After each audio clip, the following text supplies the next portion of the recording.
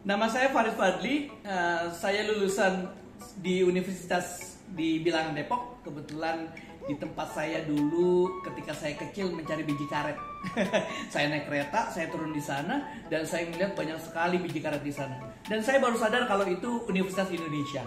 Saya lulus di Fakultas Sastra Universitas Indonesia, jurusan Ilmu Sejarah. Kemudian saya melanjutkan kuliah saya masih di Universitas Indonesia, kajian wilayah Amerika, dan di situ saya dapat Magister Science.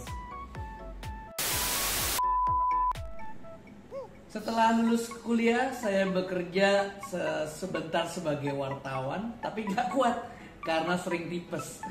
Kemudian saya melanjutkan menjadi guru di Sekolah Global Mandiri. Saat ini saya bekerja di Sekolah Global Mandiri di level senior high school. Kebetulan saya mengajar sejarah Indonesia, dan sudah dari tahun 2003 ya.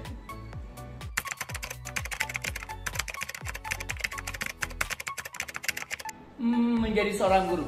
Sebenarnya ini bermula ketika saya mendaftarkan diri di sebuah program beasiswa yang namanya International Community Activity Center. Nah, di situ saya ditanya, apa sih yang bisa kamu kontribusikan kepada negara ini? Kemudian saya cenderung berpikir bahwa saya menyukai sesuatu yang berbau politik, dan ini menurut kesempatan saya adalah bagaimana saya menularkan value ya kepada orang yang saya ajak bicara untuk berbicara mengenai konsep-konsep kebangsaan. Kayak sebetulnya saya suka, dan ini berhubungan dengan ilmu sejarah.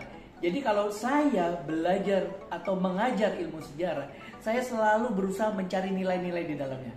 Dan di setiap pelajaran saya selalu menekankan kepada siswa bahwa sejarah itu bukan cuma menghafal atau mengerti atau mengelola informasi aja, tapi menemukan nilai di balik pelajaran sejarah. Makanya saya jadi guru nih. Saya merasa berkewajiban untuk menularkan nilai-nilai seperti pluralisme, kebinekaan, bagaimana menjaga persatuan dan kebangsaan ini, karena itu menurut saya itu sangat penting ya, terutama untuk saat ini.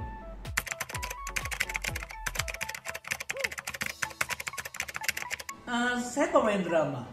Saya aktor di Teater Sastra Universitas Indonesia dari tahun 97. Kebetulan beberapa kali juga waktu saya lulus atau sudah saya lulus, saya sering dipanggil untuk bergabung, Kemudian saya plan holders.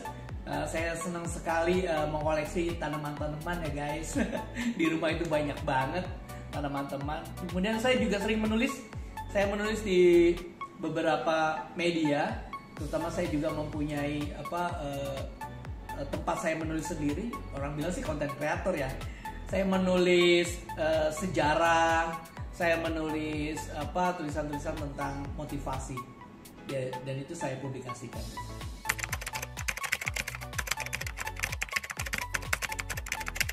Oh iya, saya sering diminta sebagai trainer ya dari Sekolah Global Mandiri untuk mengajar atau memberi pelatihan buat universitas-universitas di Indonesia ya, di daerah-daerah, dan juga beberapa sekolah ya, baik untuk siswa, mahasiswa, guru atau dosen.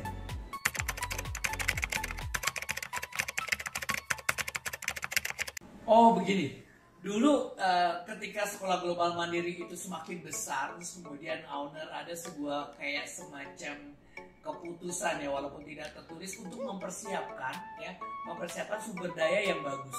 Nah di sini diminta para pengajar yang senior atau guru-guru yang senior itu untuk mengajari atau mengembangkan profesional dan personal development buat karyawan yang baru. Jadi di sini mulai. Kemudian ada beberapa tawaran untuk menjadi trainer. Pertama kali saya ingat banget tuh, saya diajak ke Sidoarjo di tempat bencana lumpur lapindo. Nah di sana saya mengajar guru-guru SD di 4 kecamatan. Kebetulan saya mengajar atau mentraining bagaimana mengajar di situasi yang tidak menyenangkan.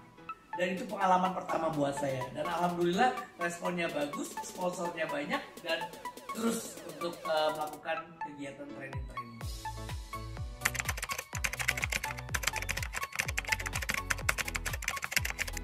Suka duka menjadi trainer. Sebenarnya kebanyakan sukanya ya. Sukanya adalah bagaimana kalau misalnya saya ketemu lagi nih dengan peserta training, terus kemudian Sir, saya sangat terinspirasi, atau Sir, terima kasih atas ilmunya. Itu sebuah motivasi ya buat saya ya, atau mood booster buat saya. Kebetulan saya sangat senang sekali, apalagi kalau ngasih training terus kemudian bridging antara saya dan pesertanya itu sangat lancar dan sangat terkoneksi gitu. Saya suka itu.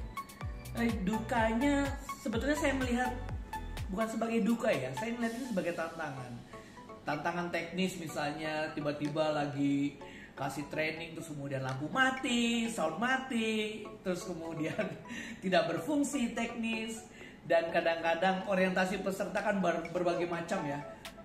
Tidak suka atau saya bilang terpaksa ikut training, tapi itu nggak apa-apa. Saya melihat itu sebagai tantangan nih. Saya harus bisa melalui itu dan saya harus bisa melakukan itu.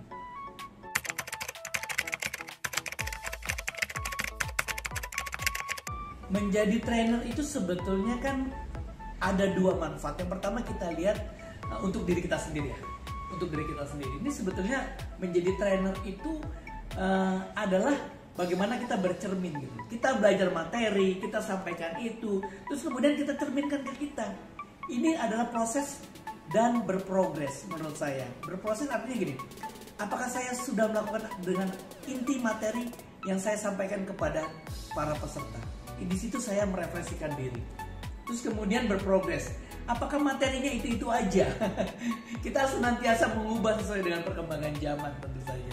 Jadi di sini juga saya belajar untuk terus-menerus bagaimana menambah pengetahuan, terus kemudian menambah skill dan lain-lain. Satu lagi, menjadi trainer itu membangun komunikasi dengan banyak orang, dengan banyak link dan lain-lain. Dan ujungnya tentu saja terbuka banyak ya, baik itu secara finansial maupun secara relationship. Itu adalah sebuah modal yang bisa kita manfaatkan tentu saja.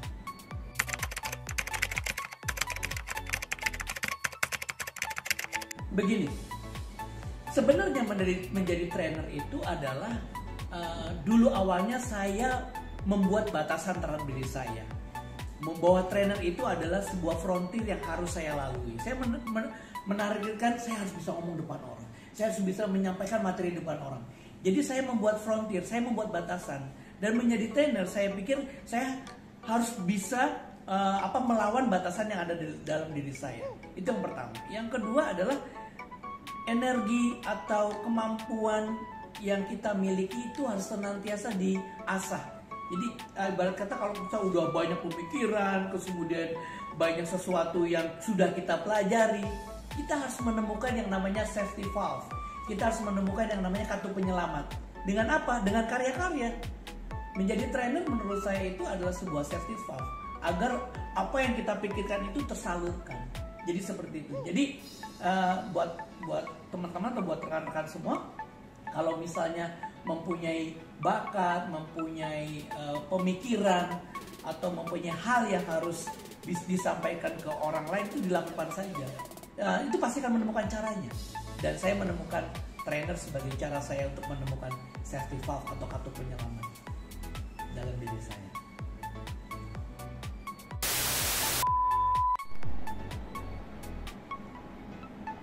Menikmati hidup seperti kita memilih biji kopi, kemudian menyeduh dan menikmatinya. Seduh kopimu, sudahi seduhmu.